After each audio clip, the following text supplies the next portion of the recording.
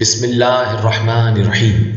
شروع اللہ کا نام لے کر جو بڑا مہربان نہایت رحم والا ہے۔ کاف ہا یا عین صاد، یہ تمہارے پروردگار کی مہربانی کا بیان ہے جو اس نے اپنے بندے زکریا پر کی تھی جب انہوں نے اپنے پروردگار کو دبی آواز سے پکارا اور کہا کہ اے میرے پروردگار، میری ہڈیاں بڑھاپے کے سبب کمزور ہو گئی ہیں اور سر سفید بالوں کی وجہ سے چمکنے لگا ہے، اور اے میرے پروردگار، میں تجھ سے مانگ کر کبھی محروم نہیں رہا، اور میں اپنے بعد اپنے بھائی بندوں سے ڈرتا ہوں، اور میری بیوی بانجھ ہے۔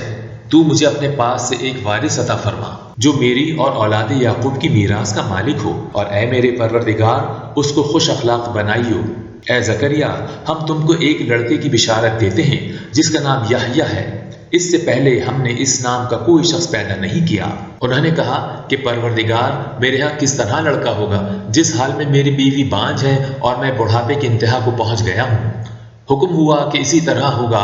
تمہارے پروردگار نے فرمایا ہے کہ مجھے یہ آسان ہے، اور میں پہلے تم کو بھی تو پیدا کر چکا ہوں اور تم کچھ چیز نہ تھے۔ کہا کہ پروردگار، میرے لیے کوئی نشانی مقرر فرما۔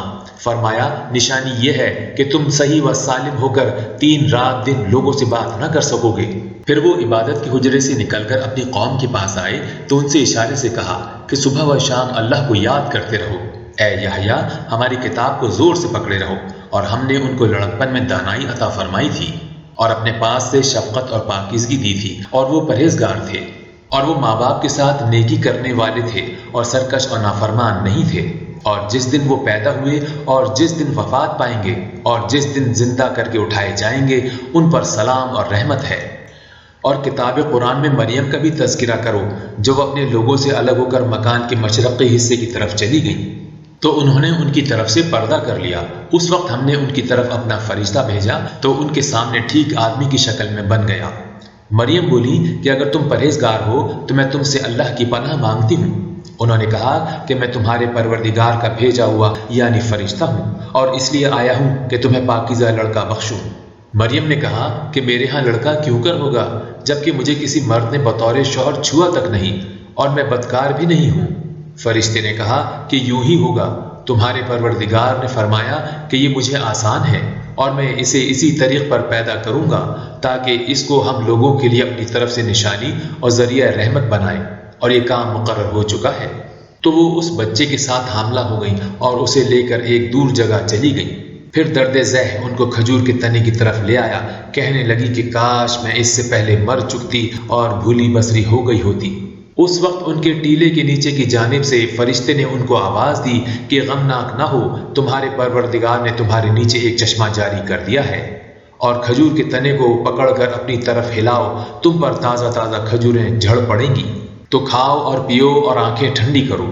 اگر تم کسی آدمی کو دیکھو تو کہنا کہ میں نے اللہ کے لیے روزے کی منت مانی، تو آج میں کسی آدمی سے ہرگز کلام نہیں کروں گی۔ پھر وہ اس بچے کو اٹھا کر اپنے قوم کے لوگوں کے پاس لے آئیں۔ وہ کہنے لگے کہ مریم، یہ تو نے برا کام کیا۔ اے ہارون کی بہن، نہ تو تیرا باپ ہی برا آدمی تھا اور نہ تیری ماں ہی بدکار تھی۔ تو مریم نے اس لڑکے کی طرف اشارہ کیا۔ وہ بولے کہ ہم اس سے کہ گود کا بچہ ہے کیوں کر بات کریں؟ بچے نے کہا کہ میں اللہ کا بندہ ہوں، اس نے مجھے کتاب دی ہے اور نبی بنایا ہے، اور میں جہاں ہوں اور جس حال میں ہوں مجھے صاحب برکت کیا ہے، اور جب تک زندہ ہوں مجھ کو نماز اور زکوٰۃ کا ارشاد فرمایا ہے، اور مجھے اپنی ماں کے ساتھ نیک سلوک کرنے والا بنایا ہے، اور سرکش و بدبخت نہیں بنایا۔ اور جس دن میں پیدا ہوا اور جس دن مروں گا اور جس دن زندہ کر کے اٹھایا جاؤں گا، مجھ پر سلام و رحمت ہے۔ یہ مریم کے بیٹے عیسیٰ ہیں، اور یہ سچی بات ہے جس میں لوگ شک کرتے ہیں۔ اللہ کو شایان نہیں کہ کسی کو بیٹا بنائے، وہ پاک ہے۔ جب کسی چیز کا ارادہ کرتا ہے تو اس کو یہی کہتا ہے کہ ہو جا، تو وہ ہو جاتی ہے۔ اور بے شک اللہ ہی میرا اور تمہارا پروردگار ہے، تو اسی کی عبادت کرو، یہی سیدھا رستہ ہے۔ پھر اہل کتاب کے فرقوں نے باہم اختلاف کیا، سو جو لوگ کافر ہوئے ہیں ان کو بڑے دن یعنی قیامت کے روز حاضر ہونے سے خرابی ہے۔ وہ جس دن ہمارے سامنے آئیں گے کیسے سننے والے اور کیسے دیکھنے والے ہوں گے، مگر ظالم آج صریح گمراہی میں ہیں۔ اور ان کو حسرت و افسوس کے دن سے ڈراؤ جب بات فیصل کر دی جائے گی، اور وہ غفلت میں پڑے ہوئے ہیں اور ایمان نہیں لاتے۔ ہم ہی زمین کے اور جو لوگ اس پر بستے ہیں ان کے وارث ہیں، اور ہماری ہی طرف ان کو لوٹنا ہے۔ اور کتاب میں ابراہیم کو یاد کرو، بے شک وہ نہایت سچے پیغمبر تھے۔ جب انہوں نے اپنے باپ سے کہا کہ ابا آپ ایسی چیزوں کو کیوں پوجتے ہیں جو نہ سنیں اور نہ دیکھیں اور نہ آپ کے کچھ کام آ سکیں؟ ابا مجھے ایسا علم ملا ہے جو آپ کو نہیں ملا، تو میرے ساتھ ہو جائیے، میں آپ کو سیدھی راہ پر چلا دوں گا۔ ابا شیطان کی پرستش نہ کیجیے، بے شک شیطان اللہ کا نافرمان ہے۔ ابا مجھے ڈر لگتا ہے کہ آپ کو اللہ کا عذاب آ پکڑے تو آپ شیطان کے ساتھی ہو جائیں۔ اس نے کہا کہ ابراہیم کیا تو میرے معبودوں کے خلاف ہے؟ اگر تو باز نہ آئے گا تو میں تجھے سنسار کر دوں گا اور تو ہمیشہ کے لیے مجھ سے دور ہو جا۔ ابراہیم نے سلام علیکم کہا اور کہا کہ میں آپ کے لیے اپنے پروردگار سے بخشش مانگوں گا، بے شک وہ مجھ پر نہایت مہربان ہے، اور میں آپ لوگوں سے اور جن کو آپ اللہ کے سوا پکارتے ہیں ان سے کنارہ کرتا ہوں اور اپنے پروردگار ہی کو پکاروں گا۔ امید ہے کہ میں اپنے پروردگار کو پکار کر محروم نہیں رہوں گا۔ اور جب ابراہیم ان لوگوں سے اور جن کی وہ اللہ کے سوا پرستش کرتے تھے ان سے الگ ہو گئے تو ہم نے ان کو اسحاق اور اسحاق کو یعقوب بخشے اور سب کو پیغمبر بنایا، اور ان کو اپنی رحمت سے بہت سی چیزیں عنایت کی اور ان کا ذکر جمیل بلند کیا۔ اور کتاب میں موسیٰ کا بھی ذکر کرو، بے شک وہ ہمارے برگزیدہ اور پیغمبر مرسل تھے، اور ہم نے ان کو طور کی داہنی جانب پکارا اور باتیں کرنے کے لیے نزدیک بلایا، اور اپنی مہربانی سے ان کو ان کا بھائی ہارون پیغمبر عطا کیا۔ اور کتاب میں اسماعیل کا بھی ذکر کرو، وہ وعدے کے سچے اور ہمارے بھیجے ہوئے نبی تھے، اور وہ اپنے گھر والوں کو نماز اور زکوٰۃ کا حکم کرتے تھے اور اپنے پروردگار کے ہاں پسندیدہ و برگزیدہ تھے۔ اور کتاب میں ادریس کا بھی ذکر کرو، وہ بھی نہایت سچے نبی تھے اور ہم نے ان کو اونچی جگہ اٹھا لیا تھا۔ یہ وہ لوگ ہیں جن پر اللہ نے اپنے پیغمبروں میں سے فضل کیا، یعنی اولاد آدم میں سے اور ان لوگوں میں سے جن کو نوح کے ساتھ کشتی میں سوار کیا، اور ابراہیم اور یعقوب کی اولاد میں سے، اور ان لوگوں میں سے جن کو ہم نے ہدایت دی اور برگزیدہ کیا۔ جب ان کے سامنے ہماری آیتیں پڑھی جاتی تھیں تو سجدے میں گر پڑتے اور روتے رہتے تھے، کیونکہ آیت سجدہ تلاوت کی گئی ہے، لہٰذا سننے والوں پر سجدہ واجب ہے۔ پھر ان کے بعد چند ناخلف ان کے جانشین ہوئے جنہوں نے نماز کو چھوڑ دیا، گویا اسے کھو دیا، اور خواہشات نفسانی کے پیچھے لگ گئے، سو عنقریب ان کو گمراہی کی سزا ملے گی۔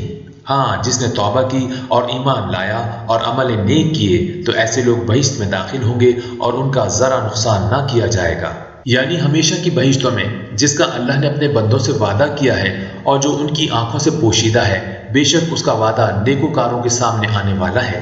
وہ اس میں سلام کے سوا کوئی بیہودہ کلام نہ سنیں گے اور ان کے لیے صبح و شام کا کھانا تیار ہوگا۔ یہی وہ جنت ہے جس کا ہم اپنے بندوں میں سے ایسے شخص کو وارث بنائیں گے جو پرہیزگار ہوگا۔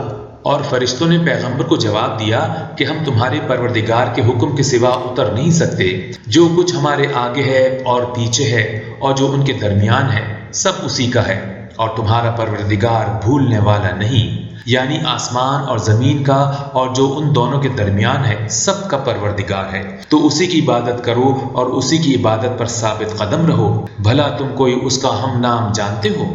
اور کافر انسان کہتا ہے کہ جب میں مر جاؤں گا تو کیا زندہ کر کے نکالا جاؤں گا؟ کیا ایسا انسان یاد نہیں کرتا کہ ہم نے اس کو پہلے بھی پیدا کیا تھا اور وہ کچھ بھی چیز نہ تھا؟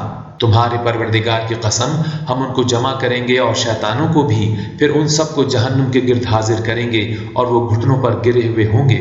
پھر ہر جماعت میں سے ہم ایسے لوگوں کو کھینچ نکالیں گے جو اللہ سے سخت سرکشی کرتے تھے، اور ہم ان لوگوں سے خوب واقف ہیں جو ان میں داخل ہونے کے زیادہ لائق ہیں، اور تم میں کوئی شخص نہیں مگر اسے اس پر گزرنا ہوگا، یہ تمہارے پروردگار پر لازم اور مقرر ہے۔ پھر ہم پرہیزگاروں کو نجات دیں گے اور ظالموں کو اس میں گھٹنوں کے بل پڑا ہوا چھوڑ دیں گے۔ اور جب ان لوگوں کے سامنے ہماری آیتیں پڑھی جاتی ہیں تو جو کافر ہیں وہ مومنوں سے کہتے ہیں کہ دونوں فریق میں سے مکان کس کے اچھے اور مجلسیں کس کی بہتر ہیں، اور ہم نے ان سے پہلے بہت سی امتیں ہلاک کر دیں، وہ لوگ ان سے ٹھاٹ باٹ اور نمود و نمائش میں کہیں اچھے تھے۔ کہہ دو کہ جو شخص گمراہی میں پڑا ہوا ہے اللہ اس کو آہستہ آہستہ مہلت دیے جاتا ہے، یہاں تک کہ جب اس چیز کو دیکھ لیں گے جس کا ان سے وعدہ کیا جاتا ہے، خواہ عذاب اور خواہ قیامت، تو اس وقت جان لیں گے کہ مکان کس کا برا ہے اور لشکر کس کا کمزور ہے۔ اور جو لوگ ہدایت یاب ہیں اللہ ان کو زیادہ ہدایت دیتا ہے، اور نیکیاں جو باقی رہنے والی ہیں وہ تمہارے پروردگار کے صلے کے لحاظ سے خوب اور انجام کے اعتبار سے بہتر ہیں۔ بھلا تم نے اس شخص کو دیکھا جس نے ہماری آیتوں سے کفر کیا اور کہنے لگا کہ اگر میں از زر نو زندہ بھی ہوا تو یہی مال اور اولاد مجھے وہاں ملے گا، کیا اس نے غیب کی خبر پا لی ہے یا اللہ کے ہاں سے عہد لے لیا ہے؟ ہرگز نہیں، یہ جو کچھ کہتا ہے ہم اس کو لکھتے جاتے اور اس کے لیے آہستہ آہستہ عذاب بڑھاتے جاتے ہیں، اور جو چیزیں یہ بتاتا ہے ان کے ہم وارث ہوں گے اور یہ اکیلا ہمارے سامنے آئے گا۔ اور ان لوگوں نے اللہ کے سوا اور معبود بنا لیے ہیں تاکہ وہ ان کے لیے موجب عزت و مدد ہوں۔ ہرگز نہیں، وہ معبود ان کی پرستش سے انکار کریں گے اور ان کے دشمن و مخالف ہوں گے۔ کیا تم نے نہیں دیکھا کہ ہم نے شیطانوں کو کافر پر چھوڑ رکھا ہے کہ ان کو اکساتے رہیں؟ تو تم ان پر عذاب کے لیے جلدی نہ کرو، اور ہم تو ان کے لیے دن شمار کر رہے ہیں۔ جس روز ہم پرہیزگاروں کو اللہ کے سامنے بطور مہمان جمع کریں گے اور گنہگاروں کو دوزخ کی طرف پیاسے ہانک کر لے جائیں گے، تو لوگ کسی کی سفارش کا اختیار نہ رکھیں گے مگر جس نے اللہ سے اقرار لیا ہو، اور کہتے ہیں کہ اللہ بیٹا رکھتا ہے۔ ایسا کہنے والوں، یہ تو تم بری بات زبان پر لائے ہو۔ قریب ہے کہ اس جھوٹ سے آسمان پھٹ پڑیں اور زمین شق ہو جائے اور پہاڑ پارا پارا ہو کر گر پڑیں، کہ انہوں نے اللہ کے لیے بیٹا تجویز کیا، اور اللہ کو شایع نہیں کہ کسی کو بیٹا بنائے۔ تمام شخص جو آسمانوں اور زمین میں ہیں سب اللہ کے روبرو بندے ہو کر آئیں گے۔ اس نے ان سب کو اپنے علم سے گھیر رکھا ہے اور ایک ایک کو شمار کر رکھا ہے، اور سب قیامت کے دن اس کے سامنے اکیلے اکیلے حاضر ہوں گے۔ اور جو لوگ ایمان لائے اور عمل نیک کیے، اللہ ان کی محبت مخلوقات کے دل میں پیدا کر دے گا۔ اے پیغمبر صلی اللہ علیہ وآلہ وسلم، ہم نے یہ قرآن تمہاری زبان میں آسان نازل کیا ہے تاکہ تم اس سے پرہیزگاروں کو خوشخبری پہنچا دو اور جھگڑالوں کو ڈر سنا دو۔ اور ہم نے اس سے پہلے بہت سی گروہوں کو ہلاک کر دیا ہے، بھلا تم ان میں سے کسی کو دیکھتے ہو یا کہیں ان کی بھنک سنتے ہو؟